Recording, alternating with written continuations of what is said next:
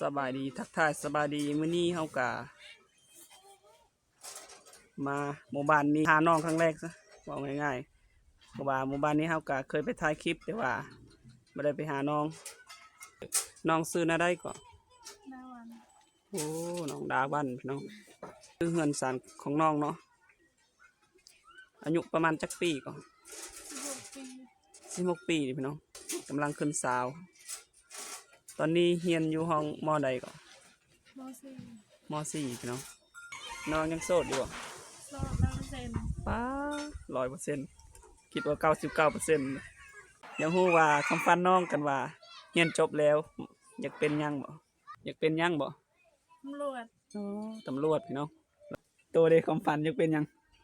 เป็นนายบ้าน เป็นนายบ้าน ลำไม้นอกมื้อนี้กา นี่ก็มากับบ่าวบุญเพราะ เลิ ว่าง มันด้นๆได้ทุกคน มากับบ่าวบุญเลิงเก่าเลยพี่น้อง บ่ได้ ว่า2-3เดือนก็จะได้พอกันอีกเนาะ ได้เบิ่งได้ส้ม ถ้าว่ามี FC ช่วยเหลือ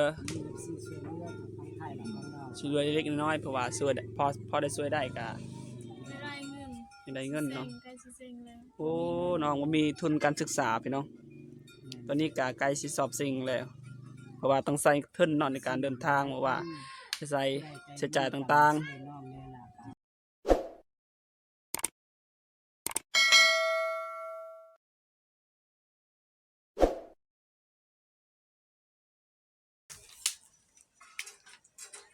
สบายดีทักทายสบายดีมื้อนี้เฮากะ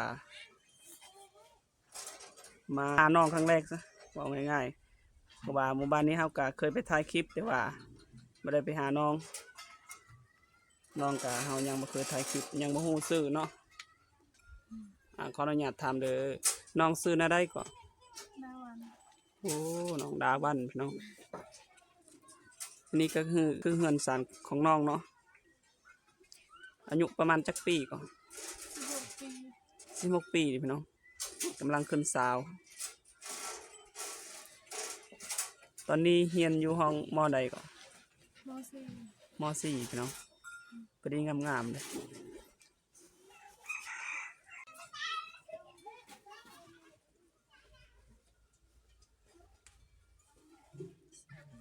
ตอนนี้ก็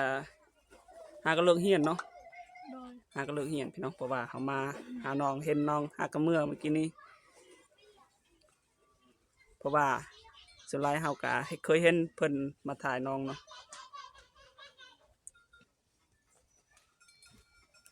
หลายคนก็อาจจะรู้จักน้องเนาะ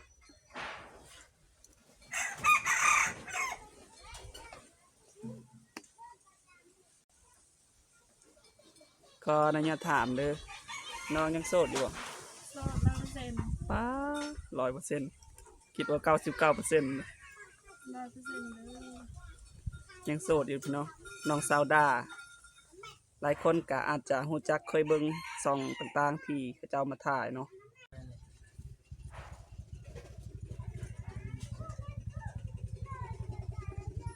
ตอนนี้กินข้าวเลยบ่ ยัง ยังเพราะว่าน้องหากะเมื่อจากโรงเรียนพี่น้องโรงเรียนนี่ใกล้อยู่บ่ประมาณจักลักบ่ไกลประมาณได้เลย3 ลัก2 ลักคันย่างนี่ก็เป็นชั่วโมงเลยแต่ว่าเพิ่นก็ขี่รถขับรถพี่น้องไปไวมาไวประมาณ10 นาทีก็ฮอดปีหน้าก็ขึ้นห้องมหาเนาะไปเรียนต่ออยู่เมืองหรือว่าเอาพัวมาจักเนาะ บ่โสด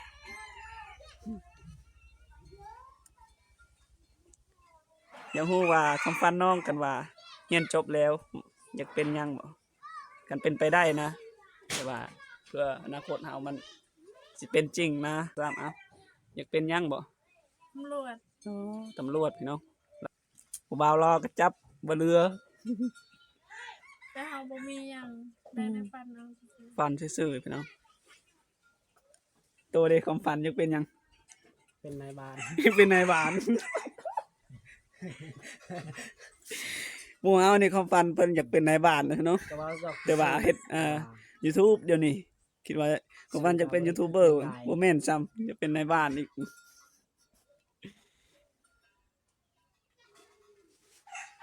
น้องเป็นคนที่เท่าใดก็เอ่ยกกบ่ ๆ บ่น้องเป็นคนที่สาม โอ้เป็นคนที่สามพี่น้อง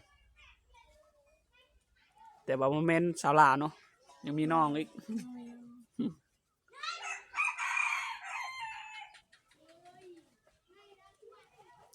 อันนี้ก็คือเฮือนครัวเนาะบอนเขาเจ้าเฮ็ดกินนี่พี่น้องนี่เลย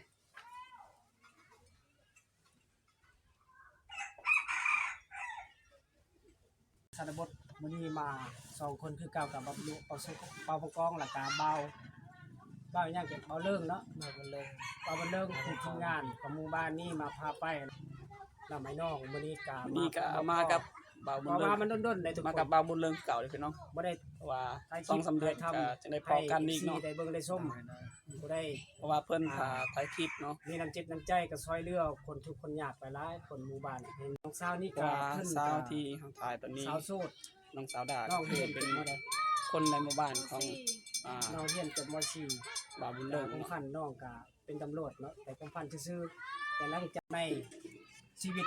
ตอนนี้ก็ทีมงานเฮากำลัง ตอนนี้ก็มาอัปเด ถ่าย ต คลิปกับ ของสาวๆน้ สาว อง ดาเนาะ ๆข้างหมู่บ้านนี่ก็คือหมู่บ้านคิดสบานเมืองนอกแข่งสวรรค์เขตมื้อนี้ก็มาติดตามรับชมกับอีกชีหลายๆของไทยของเราวก็มาติดตาม ตอนนี้แม่นตอนประมาณ 4-5 โมงแรงเลยเพราะว่าเพิ่นมาพบน้องมื้อนี้ก็ดีอกดีใจประทับใจซึ้งใจเห็นพี่เห็นน้องหลายๆคนผู้ติดตามรับชมนะ เอาตอนนี้ก็บ่มีหยังหลายทุกคนพอ FC หลายๆคนครับเบิ่งรับชมก็น้องสาวนี่แม่นอายุเท่าใดน้อง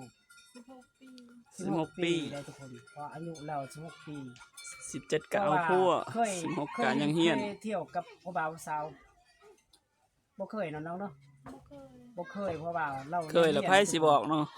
เพราะว่าอายุยังน้อยแต่กระโตมันใหญ่เด้ แม่คิด เบิ่ง ว่า ไปเบิ่งมาคือว่าซ้ำอายุ19แม่นบ่ แม่คิดว่าเป็นรุ่นเอื้อยได้เพิ่นเด้อ เพราะว่าคือซานคือวายมันตัวมันใหญ่แต่ทุกคน พอตอนนี้มันเบาลิงสานบทก็คือมาอัปเดตของน้องครับ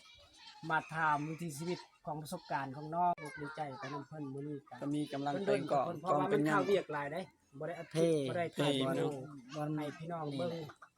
ซื้อให้แน่ FC เอ้ย ตอนนี้ อะไรติดอ้าว ก็เลยเล่าว่าพาไปมันเป็นสิไปเนาะทุกคนไปไล่ กองเท่เนาะเพราะว่าความฝันเฮา บ่ได้อัปเดต สามคนก็คืออยากเป็นยูทูบเบอร์แต่ว่ามันบ่ไปบ่มาสามพี่น้องฝาก EC ช่วยกดติดตามรับชมแล้วก็คอมเมนต์เนาะเพื่อเป็นกำลังใจในการเฮ็ดคลิปของเฮาต่อไป แม่น FC อยากช่วยเหลือนี่ตอนนี้ก็จะได้หยัง ถ้าว่ามี FC ช่วยเหลือ มี FC ช่วยเหลือทางไทยและของเรา ช่วยเหลือเล็กๆน้อยๆเพราะว่าช่วยได้พอได้ช่วยได้ก็ ไม่ได้เงิน ยังได้เงินเนาะ ใกล้สิเซ็งแล้ว โอ้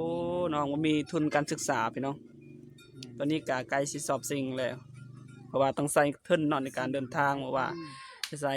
ใช้จ่ายต่าง สิจบสั้นม .4 เลย ๆใกล้สิจบสั้นม .4 พี่น้องเพราะว่าน้องก็ยังเรียนสั้นมัธยมปีที่ 4เนาะปีหน้าน้องก็สิเรียนต่อม .5 คันว่ามีทุนเนาะ แม่น แต่ว่าความฝันของน้องก็บ่แม่นธรรมดาพี่น้อง เป็นตำรวจ ส่วนน้อยก็เป็นยังน้องก็คือคัดคืนการทำเฮียนทุกคน ขาดเคินเพราะว่าน้องกายังสิไปตามความฝันเนาะโมว่าเป็นไปได้กายไปให้สุดเนาะจนได้เฮียนเลย แม่น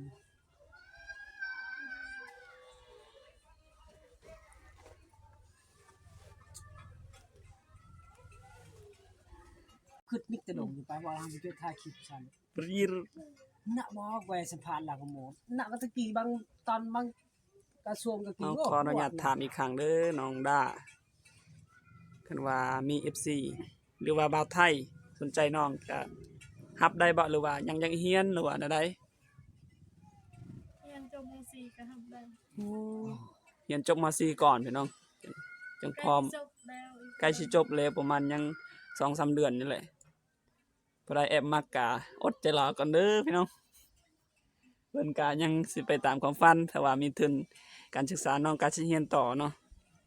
แต่ว่าคันบ่มีทุนบางเทื่อน้องก็ออกเนาะ แม่น กันว่ามีคนมักน้องก็สิเอาผัวคือกันเด้อ FC คนใดสนใจก็ฝากสิไปกดติดตามเนาะฝากนะทักไปหาน้องเลยเนาะเบาไทยก็รับได้บ่ ได้ ได้เนาะอันค่าดองแพงอยู่บ่ประมาณเท่าใด แพง ประมาณเท่าใด เสาไปล่ะ โอ้สาวปลายล้านพี่น้องประมาณ กระเพงต่อไปเรา20,000บาท ประมาณกว่าได้ 20,000ประมาณ 40,000ไปเลย46 24 24ล้านก็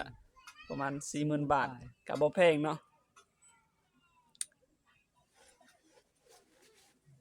แต่ว่าสำหรับเขตนอกเฮาก็เท่านี้ก็เพิ่นว่าแพงอีกเนาะแต่ว่าคนในเมืองก็กว่านี้ก็มีเนาะ อ่านชื่อชมพูอันนี้บอก เอาสำหรับคลิปนี้ก็บ่มีหยังหลายเด้อพี่น้องเฮาก็ได้ขอขอบอกขอบใจน้องดาเนาะหรือว่าน้องดาวันที่ให้ถ่ายคลิปเพราะว่ามื้อนี้เป็นมื้อแรกที่ว่าเฮาได้ถ่ายคลิปน้องเฮาก็เคยเห็นอยู่แต่ว่าบ่เคยถ่ายคลิปเด้อพี่น้องเอาก่อนจะจบคลิปก็บ๊ายบาย FC ก่อนบ๊ายบายเจอกันคลิปหน้าเนาะแต่ว่ามีใครอยากซื้อเรือน้องสนใจอยากให้ทุนการศึกษาเล็กๆน้อยก็ ทักหาทางเฮาได้เนาะ